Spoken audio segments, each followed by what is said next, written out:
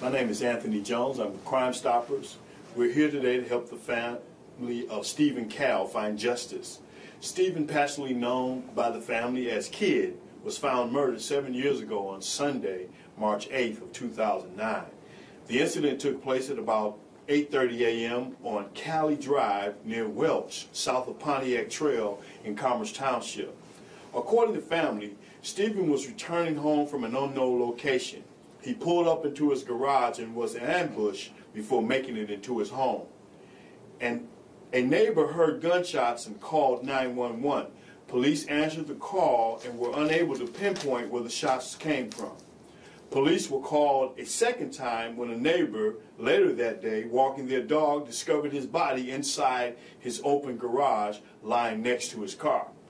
Stephen was hired by General Motors as a journeyman electrician after completing their apprentice program. Stephen has 9 brothers, 2 sisters, and 1 daughter from his marriage. Stephen was also a black belt in karate.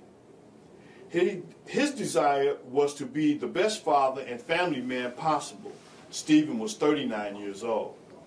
If you have any information regarding this murder, we are asking that you help this family and make an anonymous call to Crime Stoppers at 1-800-SPEAK-UP. Or visit our website at www.1800speakup.org, or text CSM and your tip to 274-637. Your information and your identity is always 100% anonymous. Crime Stoppers of Michigan is offering a cash reward of up to $2,500 for any information that will lead to an arrest. If the tip that leads to an arrest is received by midnight of this press conference, there will be an additional $1,000 added to the reward, bringing the total to $3,500. Your reward is paid anonymously, and your identity is always 100% anonymous. Our first speaker for the family is Stephen's brother, Eric Lang. Thank you. Hi, my name's Eric Lang. I go by Rick, R-I-C-K-L-A-N-G. It's been 7 years, and I'm here for my niece. She was 2 years old at the time of my brother's murder, and it's all we can tell her right now is there are bad people in the world. I would love for her to grow up and give her some more answers, and let her know that there are also good people in the world, good people that are strong enough to step up and tell the truth about what happened, and just so she isn't left on the fence, you know, with her whole life. My brothers and I are all, you know, would like to find out what happened to our little brother. He was the baby of the family, and we all just want to get something that we can, where we know what happened to him and why. We can't figure out why anybody would do this to him. He was a nice kid, you know, a hard worker, great father, just adored his daughter, and she adored him. So any help that we can get from anybody would be greatly appreciated. Thank you. A quick question. Do you mind running down the scenario we just talked about in the bar the night before that was told to you later? According to Steve's wife, they went to a bar in Inkster, and another patron apparently approached her, and just respectfully, and Steve, you know, took offense to it, approached the patron and said, I'm not sure exactly what he said, but when he came back to Rebecca, Rebecca said that he told her, come on, let's get out of here, I don't want to get shot tonight. And I don't know if you know, but had police ever looked at that other patron as a potential suspect, or they ever identify anybody?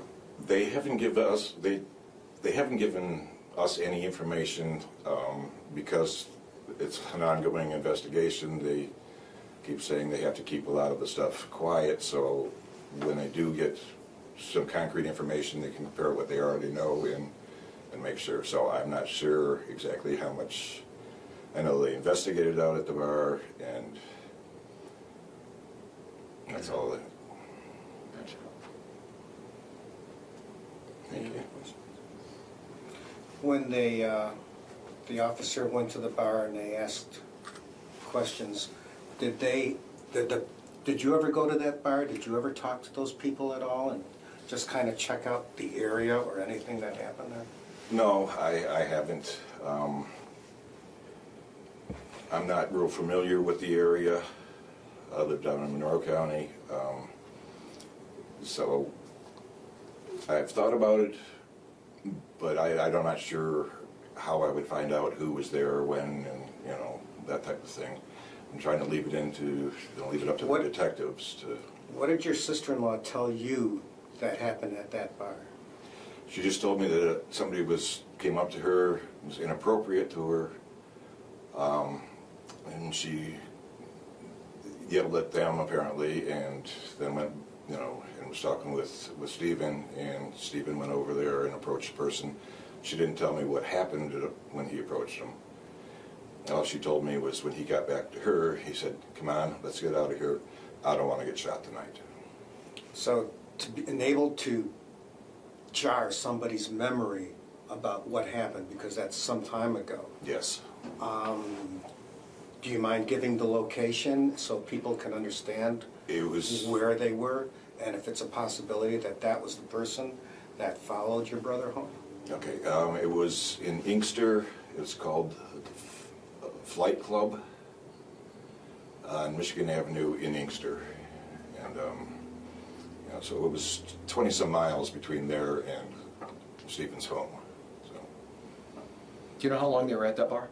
Pardon me? Did that altercation happen immediately after they were there, or were they there for a little while? I'm not sure. I mean, she didn't share that much information with me.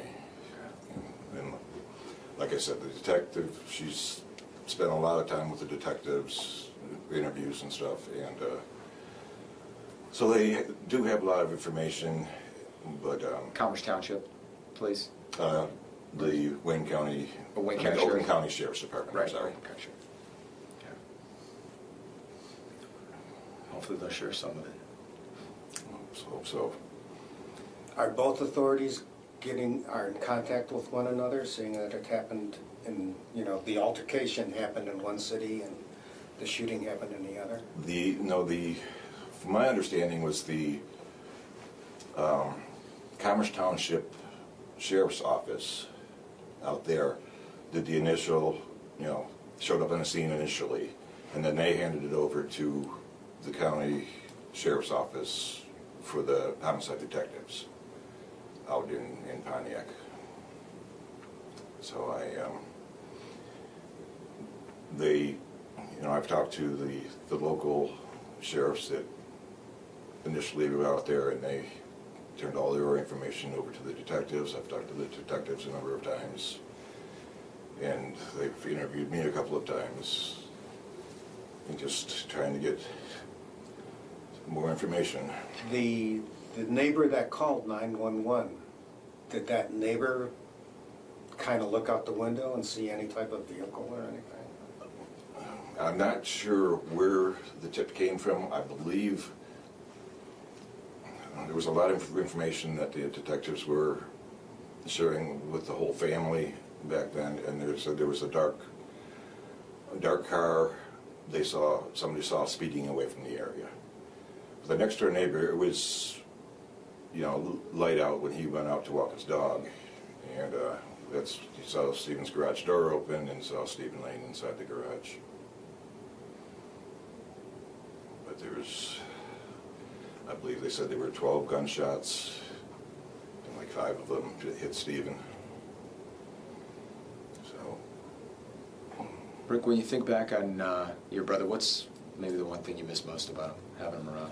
It's just funny. I mean, we all joked around with each other, we pulled practical jokes on each other, but the most powerful thing from him was just the way he adored his little girl. And I mean, they were in the car one time, and his daughter made a mistake trying to call him and said, "Mom." And he said, "Mom, I'm not Mom." And he started calling her Jimmy. just no reason. Just I don't know where he got that name, but that lasted for a while after that. You always call her Jimmy.